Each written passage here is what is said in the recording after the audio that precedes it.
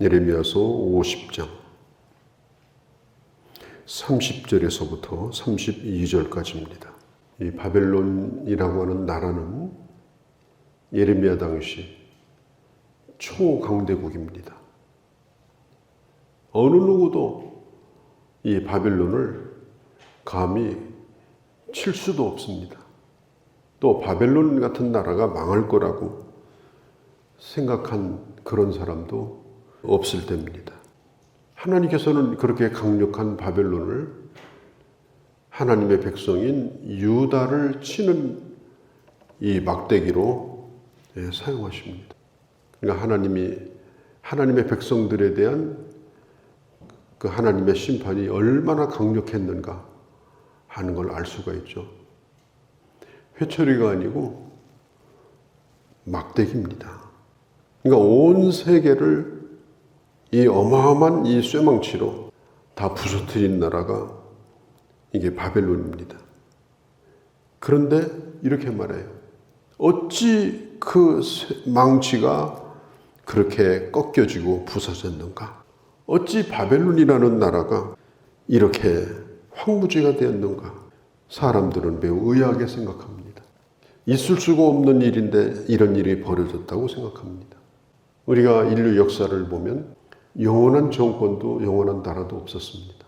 그 어마어마한 제국이었던 몽골이라는 나라도 또 노마라는 나라도 그런 나라들도 다 역사의 뒤로 다 사라지고 말았어요. 그 당시야 전무후무한 아주 강력한 나라라고 생각을 했지만 지나고 보니까 없는 거예요.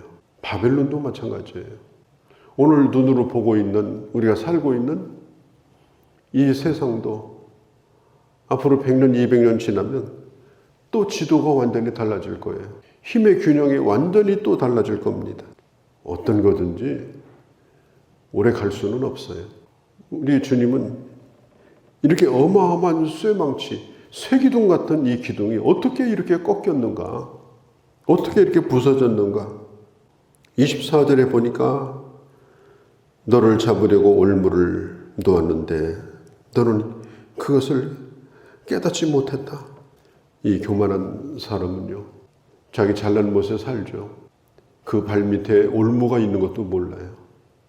걸려들고 있는 것도 그걸 깨닫지 못합니다. 어느 날 갑자기 올무에 걸려가지고 통째로 사로잡히게 되어집니다. 오늘 50장에 보면은 하나님께서 주변에 있는 나라들, 그 당시에 메데, 페르시아 이런 나라들이에요. 그런 나라들을 모으십니다. 그리고 그래서 바벨론 땅에서 이 전쟁하는 소리가 들리는데 아주 몸서리치는 어마어마한 파괴가 일어나게 됩니다. 왜 바벨론이 이렇게 하나님의 심판을 받게 된 것일까? 교만한 것입니다. 이 느부갓네살 같은 왕은 아주 유명하잖아요. 어느 날 그 왕궁의 이 옥상에 올라가서 자기 스스로가 만족한 거예요. 자기가 이룬 업적, 자기가 수없이 점령한 나라들, 그런 걸 보면서 마치 자기가 신이나 된 것처럼. 그러다가 결국은 어느 날 갑자기 말이 막혀버리더니 짐승 우는 소리를 내는 거예요. 언어 능력이 떨어져 버렸어요. 그러더니 밥을 갖다 주니까 밥을 안 먹고 정원에 나가서 풀을 뜯는 거예요. 사람이 완전히 미쳐버린 거죠. 그래서 결국은 이 느부갓네살이 왕궁에서 쫓겨나게 되고 결국은 죽음을 당하지 않습니까? 교만한 자의 종말이 어떻게 되는가? 다니엘서에 이런 말씀들이 잘 나와 있습니다. 이 바벨론은 하나님이 그 백성들을 심판하기 위해서 잠시 쓰는 이런 막대기에 불과했습니다. 그런데 그들은 자기들이 가지고 있는 군사력, 무기, 이 힘을 가지고 남용을 한 거예요. 교만해서 남용을 한 겁니다. 그래서 27절에 보면 그의 황소를 다 죽이라, 도살하려고 내보내라. 그들에게 화가 있도다.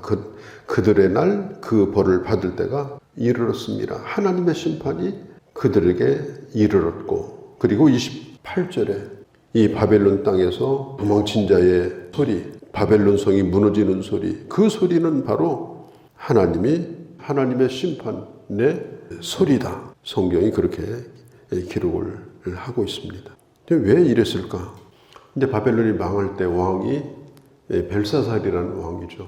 다니엘서에 나와 있는 하나님을 의도적으로 모독하고 그리고 그도 느부갓네살 왕처럼 교만한 행동을 하다 결국은 자기만 망한 것이 아니라 바벨론이라고 하는 제국이 결국은 사라지게 됩니다. 29절에 보면 교만하였습니다. 거룩한 자여 여호와를 향하여 교만하였습니다.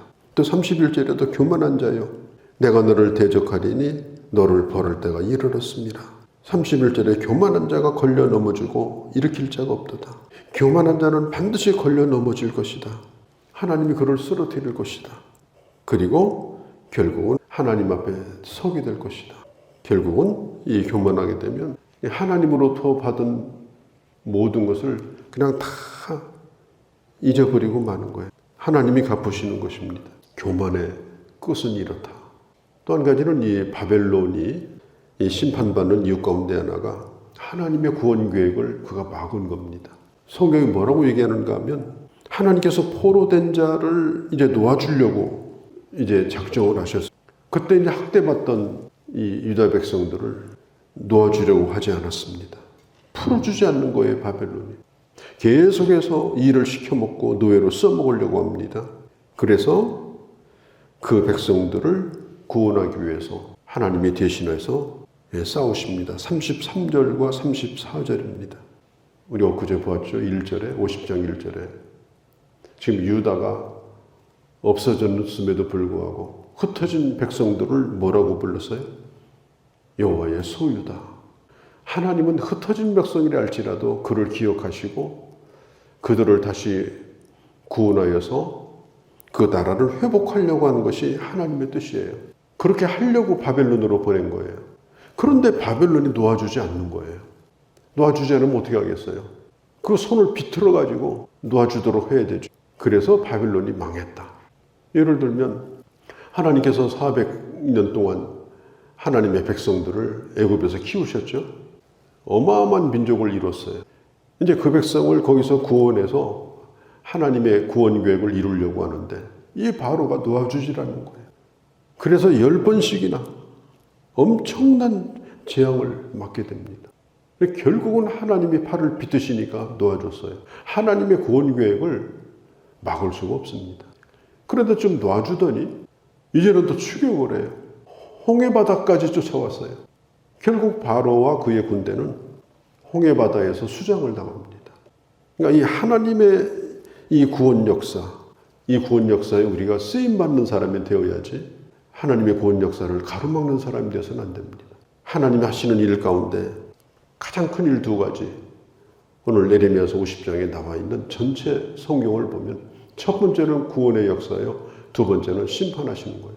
하나님의 구원도 누구도 막지 못해요. 이게 하나님의 주권이에요. 또 하나님께서 심판하시려고 하는 것을 누구도 구원하지 못합니다. 구원할 수가 없다고 그랬어요. 바벨론을 누가 구원하겠는가? 구원할 자가 없다. 34절에 보면 우리를 구원하시는 하나님은 강하시니 만군의 여호와라. 이게 무슨 뜻이에요? 구원하시는 이 만군의 여호와라는 말은 전능하신 분이라는 말이에요. 하나님이 구원하시고자 하는 이 계획은 누가 막을 수 있는 상황이 아니다. 그 사람 구원하면 안 됩니다. 그 사람 구원 못 받습니다. 그 사람 죄인입니다. 그 사람이 구원받는 거 나는 원치 않습니다. 그렇게 할 자가 없어요. 왜? 하나님의 뜻은 바벨론의 손에서부터 그 백성들을 건져가지고 다시 고향으로 돌아오게 하시고 모든 걸 회복하게 하는 것이 하나님의 뜻이에요. 그런데 바벨론이 그걸 막고 있습니다. 그래서 44절로 넘어가 보면 그래서 하나님이 다른 왕 하나를 또 세워요. 아, 이것들은 안 되겠구나. 그리고 바벨론이 망하고 페르시아가 유다를 지배합니다. 그때에 새로 세운 왕 가운데 그 유명한 고레스라는 왕이 드디어 하나님의 백성들을 도와줘요. 이걸 보면 이건 BC 500년경에 일어났던 일입니다. 기원전 역사적 사건입니다. 바벨론 가지고 안 되니까 나라를 바꿔가지고 다른 왕을 세워서 그 일을 하시는 거예요. 45절에 보면은 나 여호와의 계획과 품은 생각을 들으라. 이 하나님의 계획이 뭐예요? 하나님의 택한 백성을 구원하시는 계획이에요. 자, 우리로 치면은 창세전에 하나님이 우리를 선택하셨습니다. 우리가 이 세상에 지음받기 전에 하나님의 뜻 가운데 하나님이 나를 기억하셨고 계획대로 이 세상을 보내셨고 그리고 계획대로 복음을 듣게 되고 복음을 들을 때 성령께서 내게 감동하셔서 믿어지는 믿음, 예수 믿는다는 말은 믿어지는 믿음을 가졌다는 뜻이에요. 내가 믿는 것이 아니에요. 예수 믿기로 결심해서 오늘부터 손 들고 나옵니다. 그것은 매우 일시적인 현상일 수가 있습니다. 믿어지는 믿음은 뭐냐? 죽어도 믿어지는 믿음이에요. 그건 어디로부터 와요? 하나님 주시는 선물로 그 믿음을 받는 거예요. 그리고 그 믿음을 가지고 믿는 겁니다. 그러니까 그 어떤 것도 어떤 환난도 모든 걸 다 견디고 결국은 믿어지는 믿음으로 의롭다 해주시고 그러니까 그 의가 변함이 없는 거예요. 그 의로 말미암아 우리를 마지막 날 영화롭게 하신 것 그리고 하나님의 나라에 이르게 하셔요. 그러니까 나를 구원하시는 이 하나님의 계획도 바벨론을 멸망시키시고 파사를 통하여 이스라엘을 구원하신 것처럼 나 한 사람을 구원하시는 하나님의 구원의 시작도 과정도 완성도 이 위대한 하나님의 주권 속에서 하나님은 그 일을 이루시는 거예요.